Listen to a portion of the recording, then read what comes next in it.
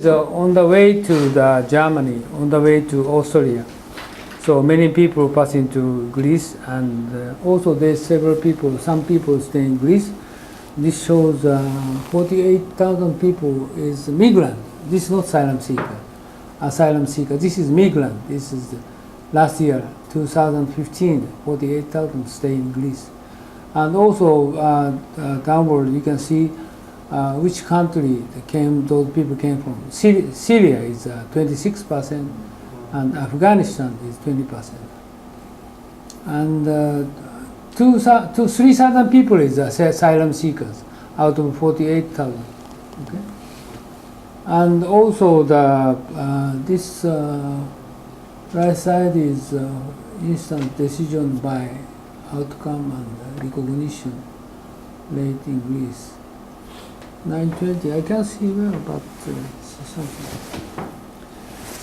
Okay, this is just you keep in mind, you asylum seeker, migrants 48,000 last year, and also asylum seekers is 3,000. This is just information for you.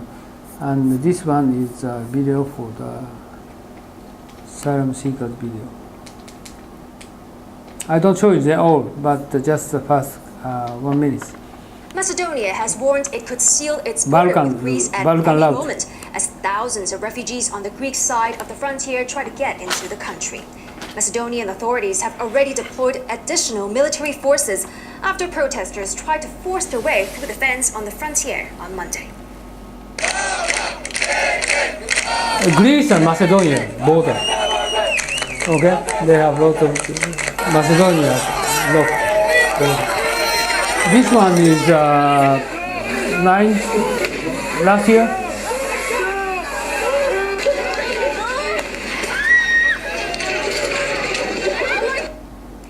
Greece is a key entry point for refugees coming from Syria. Many of them plan to move on through the EU. This is Macedonia. The main route passes states including Slovenia, Right? This Serbia, beforehand Croatia, and they are Macedonia. moving These left side, but now it's Macedonia. This already close the border. A cap on the number of migrants it will take. Right?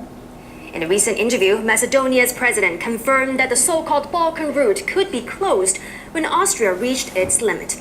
When asked about the timing, he replied that it could happen at any moment. Artis Vlad Gazdiev traveled to Greece to talk to the people who remain trapped along the frontier. Here along the road, Syrian refugees from other countries in the Middle East and North Africa have set up camps. You've got campfires like... Very unbelievable. Okay, another one maybe you are not so much familiar with, Cyprus. Cyprus conflict. It's Cyprus right side, you can see Cyprus, and bottom half is belonging to Greece. Upper half is belonging to Turkey. The down half of the Cyprus is a republic country. This United Nations is accepted. Greece one. Turkey's one is not accepted.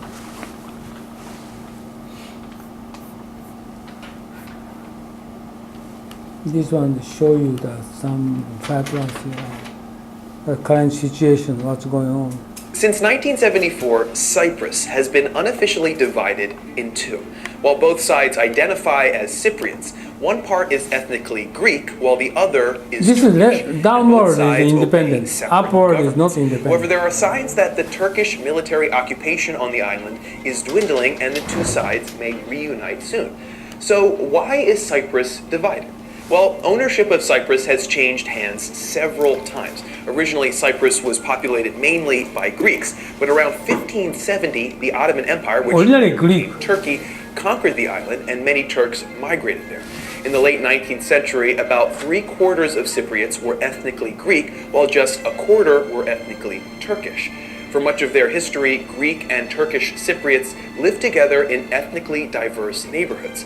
After being under British rule since 1878 and following both world wars, the two communities split based on nationalistic and religious loyalties. Radical political organizations became responsible for the assassinations of hundreds of people along ethnic lines. In 1960, Cyprus gained independence from Britain, which relieved some colonial tensions, but after years of infighting, their unity as a nation was tainted.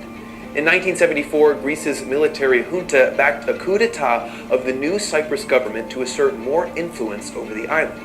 In response, 5 days later, Turkey invaded Cyprus and captured about a third of its territory. In subsequent battles over dominance, thousands of Cypriots died and were displaced.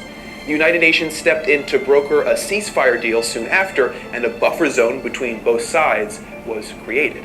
Greece then rescinded virtually any claim over Cyprus when Turkey threatened all-out war.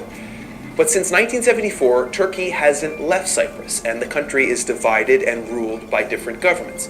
However, only Turkey recognizes the Turkish Cypriot territory, also known as the Turkish Republic of Northern Cyprus. The rest of the world, including the UN and the EU, recognizes Cyprus. This flag is southern part of Cyprus. And southern part of Cyprus is recognized United Nations.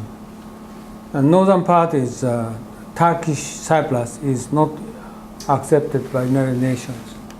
It's just one nation called the Republic of Cyprus. Political relations between both territories remain delicately balanced, but nowadays fighting has subsided, and in April 2015, people in Turkish-occupied Cyprus elected a new president who is an advocate for reunification. The new president promises that his policy will be focused. Actually, he said reunification. It never happened. It's actually the northern part is Turkish Islam, southern part is Greece people. It's different, nationality, different ethnic people. Okay, this is Cyprus.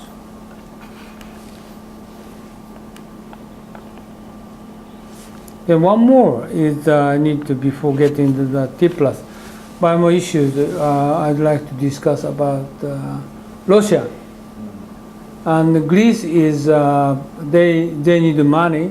So they try to contact with Russia to try to consider for the Russian pipeline. 2 pipelines passing through Greece. Okay? And Tsipras and Putin discuss for make contract for the gas pipeline. And this one is this video is I don't show you the video, but they €2 billion contract with Russia, Greece, is last year.